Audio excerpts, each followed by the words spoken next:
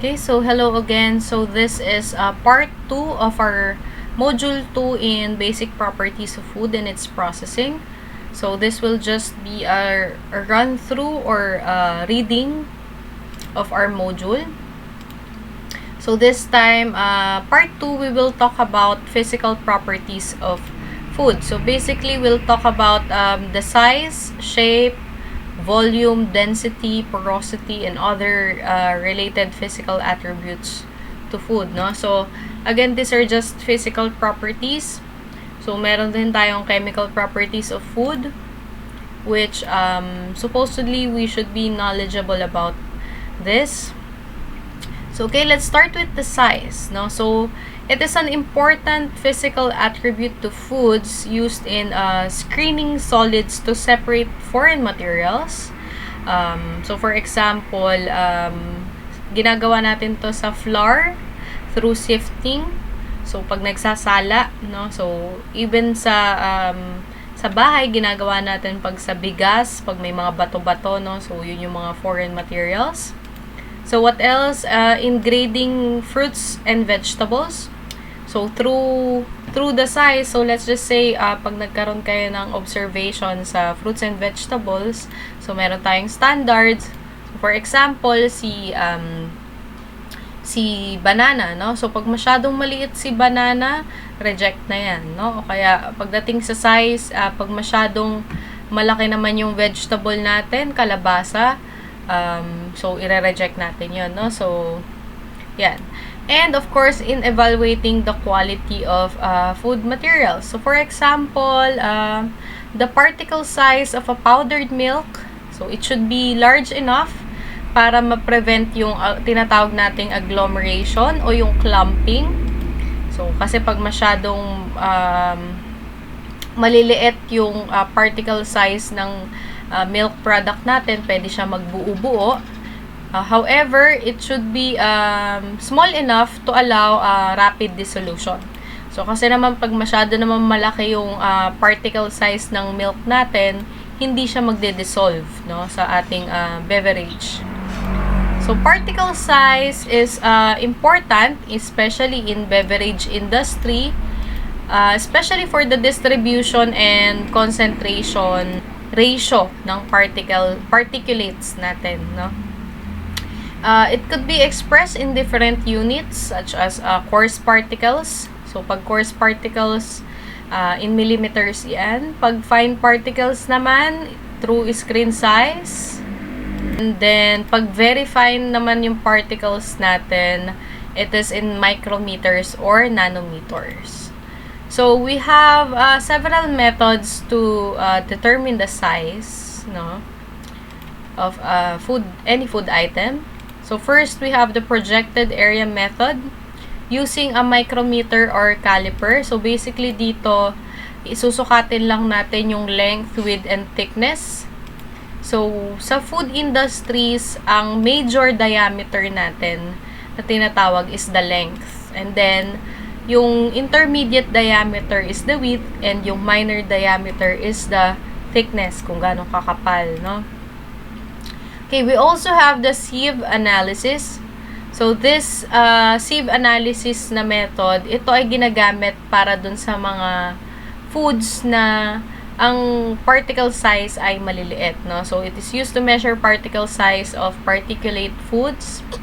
And ito is a passage through electrically charged orifice and settling rate method. Okay, what else? So, we also have medyo high technology yung particle size distribution analyzers. So, it determines both the size of particles and their state of distribution are used for production of control ng mga powders natin. So, again, ito ay more on sa beverage company or yung mga cake products, bake products na gumagamit ng mga powders. Okay, second physical property is the shape. No? So, dito naman, shape of food material is usually expressed in terms of its sphericity and aspect ratio. So, it is important in heat and mass transfer calculations, important in screening solids to separate foreign materials, grading of fruits and vegetables, and evaluating the quality of food material. So, when we say sphericity, it is an important parameter used in fluid flow, no? And heat and mass transfer calculation. So, ito yung ratio of volume of solid to the volume of a sphere. No? So, kung gaanong kadami ang pwedeng kasya doon sa sphere, no? So, we all know, ang itsura po ng sphere is parang sa tube, no? Tobo. So, yeah. So, aspect ratio, ito naman ay maraming calculation, actually. Maraming formula si aspect ratio. But the basic aspect ratio na formula is the width divided by the length. No? So, ang another term used to express the, it's another term used to express the shape of the material. What else? Roundness. So, it's the measure of the sharpness of the corners of the solid. So, alam naman natin lahat yan. And what else? Okay, si angle of repose. So, ito ay ginagamit si angle of repose in particulate foods such as seeds, grains, and fruits. So, ito ay kung paano, angle of repose means kung ano yung itsura niya pag nilapag mo sa horizontal surface, no? Angle of repose is important for the design of processing. So, hindi lang sa processing but also sa storage niya and also sa conveying systems of particulate na mga materials. Katulad nga itong mga to, yung maliliit. So, actually, si angle of repose, mas important lang siya, especially pag gagawa tayo nung sa machinery, no, ng product natin. Okay, so, next is, of course, volume. So, volume is defined as the amount of three-dimensional space occupied by an object, no? It is usually expressed in units that are cubes of length units such as cubic inches, cubic centimeters. Sa units ng liquid measure naman, pwede tayo through gallons, liters, millimeters, and so on, no? So, there are several methods to determine the volume. Meron tayong characteristic dimension. Pwede rin tayong characteristic dimension is basically you're physically assessing the product itself, no, yung mismong the food item. And the next is experimentally through liquid, gas, or solid displacement method.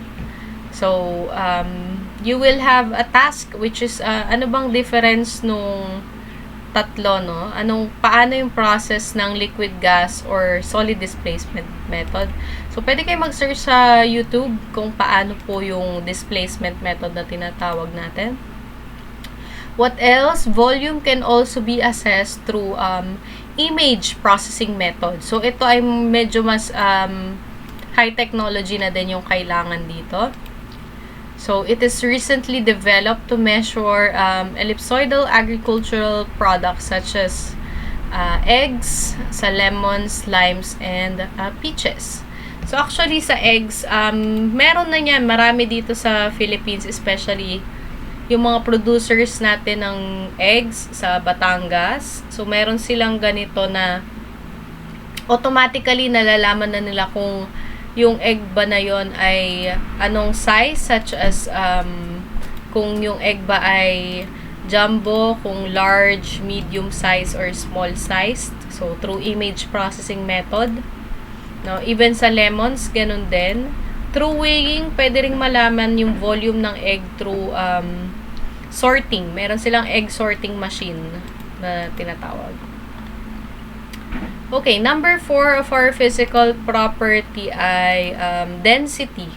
So, density is computed as the mass per unit volume. So, si mass is kilogram over cubic meter, no? Okay, so density data of foods are required. So bakit siya kailangan? In the separation process such as centrifugation and sedimentation. So centrifugation, pwede nyo rin siyang i-search sa internet kung anong kung paano nagse-centrifuge.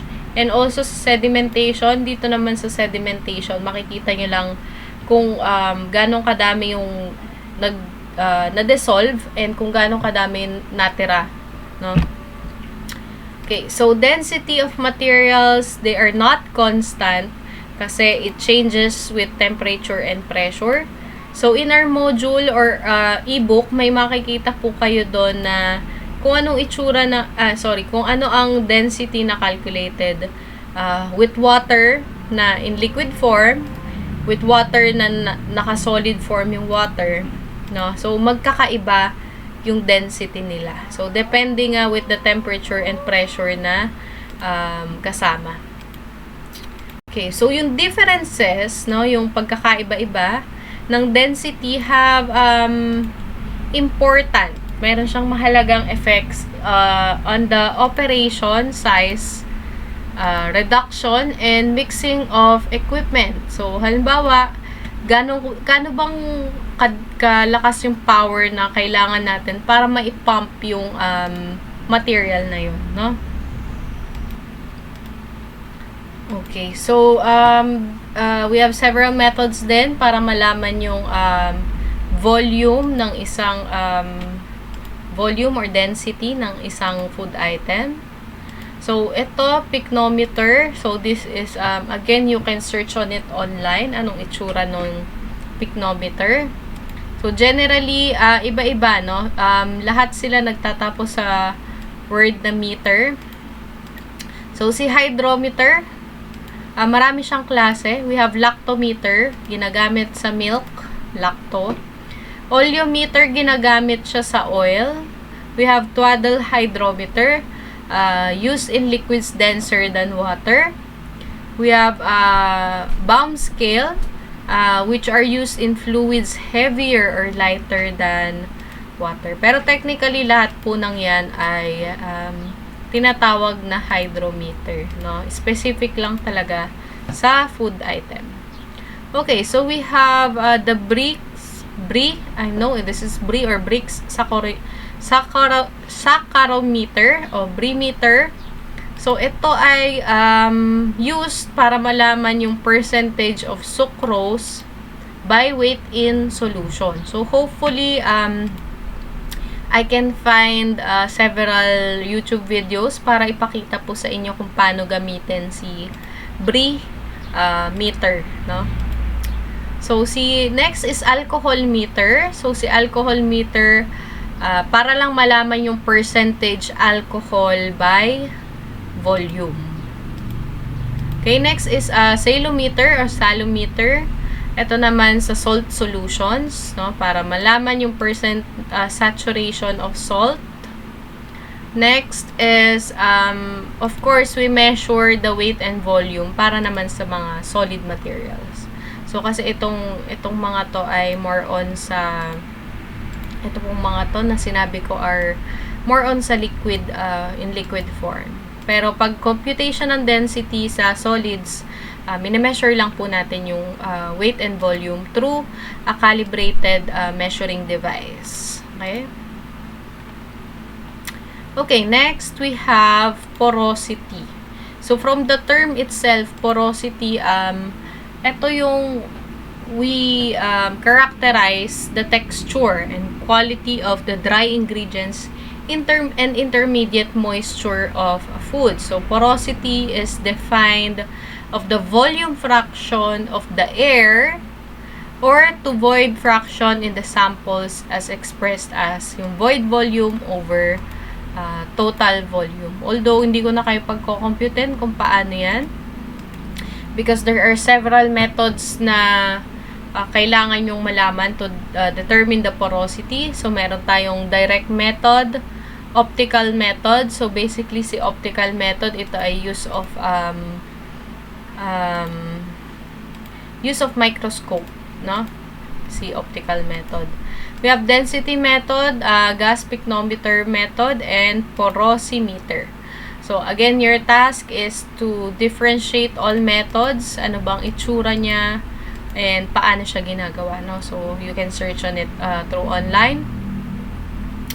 Okay, next is we have the shrinkage. So, shrinkage means it is the decrease in volume of food during processing. So, katulad ng sa drying. So, we know na pag sa drying method, nag-shrink yung material natin, no? So, we have two difference ng shrinkage. We have isotropic shrinkage and anisotropic shrinkage. So, when we say isotropic shrinkage here, so, i-fold ko na lang to.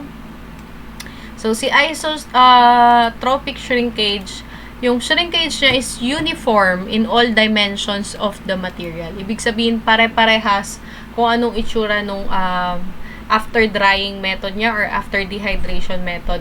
Iisa yung dimensions nung shrinkage niya. However, si anisotropic shrinkage, ito yung non-uniform type ng shrinkage, no? Okay, so next that I will discuss is rheology.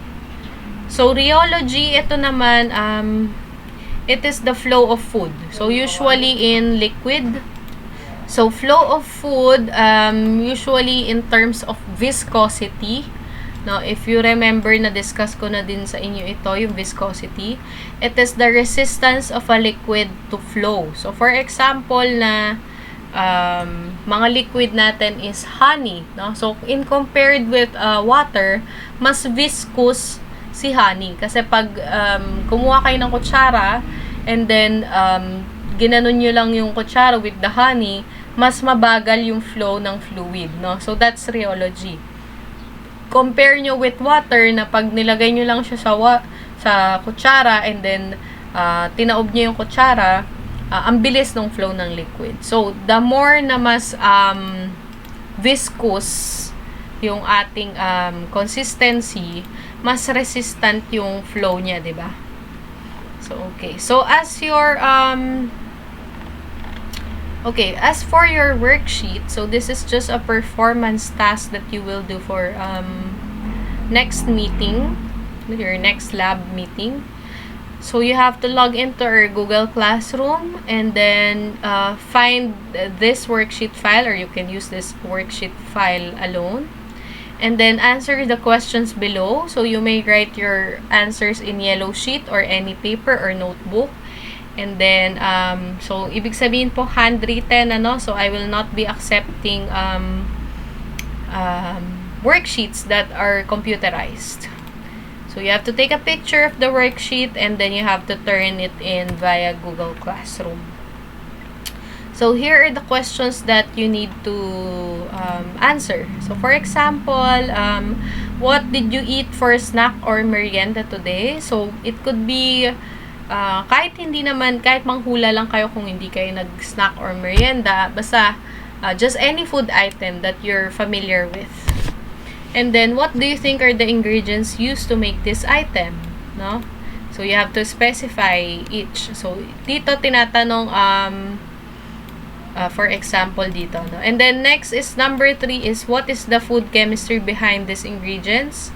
So, dito, sasabihin nyo lang yung composition of the food. And then, how is this product made? Research on what food processes the product went through. So, for example, we have here. Okay, so, I have here an example. So, ibig sabihin, hindi nyo na po pwedeng gamitin itong example na ito.